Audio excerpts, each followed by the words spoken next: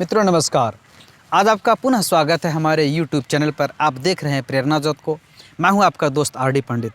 दोस्तों, आपको इस कड़ी में हम जानकारी देंगे कि जापान में जागरूकता का एक कैसा क्लास चलता है।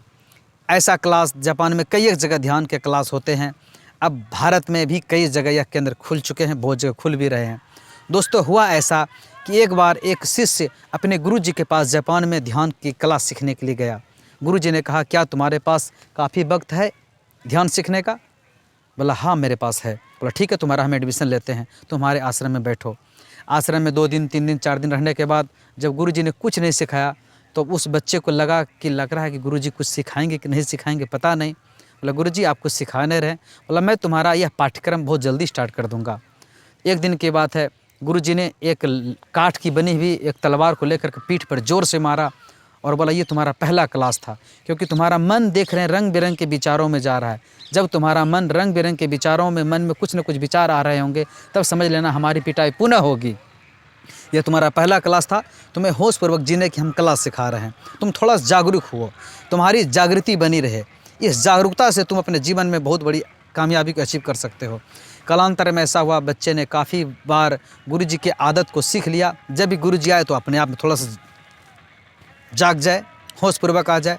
एक दिन की बात है, गुरुजी ने कहा कि देखो बच्चे, तुम्हारा यह क्लास ओवर हो चुका है, अब तुम्हारा नया पाठ्यक्रम चालू होगा। अब ये तलवार लकड़ी की नहीं होगी, अब ये लोहे की तलवार होगी। अब जब तुम बेहोशी में जियोगे, तुम्हारी सजगता हटेगी, तब तुम्हें तलवार से काटा जाएगा। एक बार ऐसा हुआ कि गुरुजी ने अटैक कर दिया, थोड़ा सा कट भी गया, घायल भी हुआ, उसको ट्रीटमेंट किया गया, ठीक हुआ। कालांतर में 1-2 साल में वह बच्चे ने काफ़ी होशपूर्वक जीने की कला सीख लिया। विश्व के एक बहुत बड़े संत हैं दरिया साहब, जो राजस्थान के हैं। उन्होंने कहा कि दरिया सोता सकल जग, जागत नहीं कोई, जागे में जो जागियो, जागत कहिए सोई। मित्रों, इस संसार में सारे लोगों को उन्होंने कहा यह बेहोशी में है, सोया हुआ है, सब नींद में है। इसलिए कि हम जगे हुए हैं भी, तब फिर भी कुछ न कुछ बेहोशी में बहुत सारी क्रियाओं को करके अपने ही दुख को मोल ले लेते हैं। उनका मानना है कि इस जगह में भी अगर एक्स्ट्रा हम जागरूकता पैदा करते हैं, हर काम को होशपूर्वक करते हैं, वर्तमान में जीते हुए करते हैं, तो वह ध्यान की एक अवस्था हो जाती है। कहा जाता है ना कि जो काम होश में किया जाता है वह पुण्य कहा जाता है, जो काम बेहोश में किया जाए वो पाप हो जाता है। तो दरिया साहब के विचारों से मुझे लगता है कि अधिकांश लोग बेहोशी में जी रहे हैं। दोस्तों, एक बार की बात है, गुरुजी को ऐसा लगा कि इस बच्चे ने जागरूकता की पराकाष्ठा को पहुंचकर कुछ सीख रहे हैं। एक बार इन्होंने कहा कि देखो बच्चे, तुम्हारी हम परीक्षा लेंगे, तुम नींद में भी होशपूर्वक रहना, वरना जिस दिन नींद में भी तुम जागरूकता खो दोगे तो हमारा तलवार तुम्हारे गर्दन को अलग कर देगा। बोला, यह गुरुजी बहुत कठिन है, यह मुश्किल है हमारे साथ होना। बोला, हो सकते हो।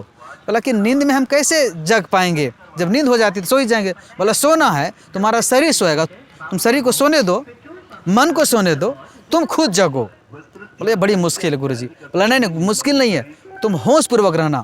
वह इस बात को, अपने आप को जागरूक रखा, जागरूकता पैदा किया अपने आप में।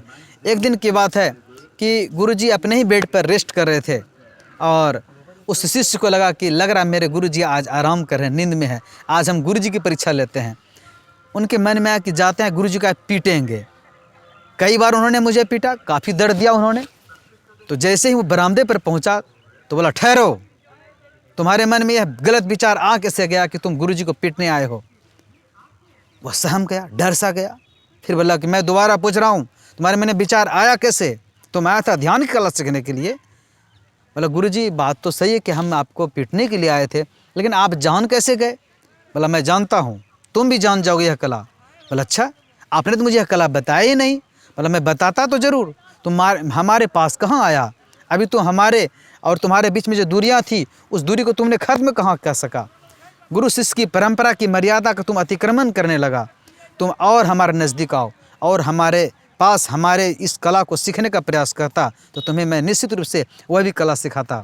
खैर कोई बात नहीं, तुम ज़रूर सीखोगे, तुम समझ जाओ। दोस्तों, इस कड़ी में हम, इस कहानी में हम जाने कि लगातार किसी काम को, भूत को छोड़ दो, भविष्य को भी छोड़ दो, वर्तमान को अगर हम किसी भी काम को होशपूर्वक, सजगतापूर्वक करते हैं तो निश्चित रूप से उस काम में आशातीत रिजल्ट आता है, एक क्रांतिकारी रिजल्ट आता है। और यह क्रांतिकारी रिजल्ट न केवल मात्र हम अपने जीवन में महसूस कर सकते हैं, अपितु हमारे पास के अगल बगल के बहुत सारे लोगों को यह घटना देख करके वो सीख करके अपने आप में चेंजिंग कर सकता है। दोस्तों, आप भी अपने जीवन में हर काम को, खुद मैं भी अपने जीवन में हर काम में प्रयास हम करें कि होशपूर्वक जिएँ, जागरूकतापूर्वक जिएँ, होश की यह कॉन्सेप्ट को सीखें। जीवन में क्रांतिकारी रिजल्ट आ सकता है। दोस्तों, मैंने पिछले वीडियो में इसी मैटर को थोड़ा सा दूसरे तरीके से कॉन्सेप्ट को रखा। राजा विक्रमादित्य की कहानी। राजा विक्रमादित्य अपने जीवन में उस रात लगातार 24 बार बेहोशी को जिया और अंत में एक ठोस निर्णय से अपने उस पराकाष्ठा को अचीव किया जो उन्होंने फ़कीर से सुना था। दोस्तों, आपको यह कहानी कैसी लगी? हमारे दिए गए डिस्क्रिप्शन बॉक्स के द्वारा हमें इस कहानी का सारांश को कहने का प्रयास करें। हम आपका इंतज़ार करेंगे। मिलते हैं पुनः दूसरे वीडियो में। तब तक के लिए आपको बहुत बहुत धन्यवाद। Thank you.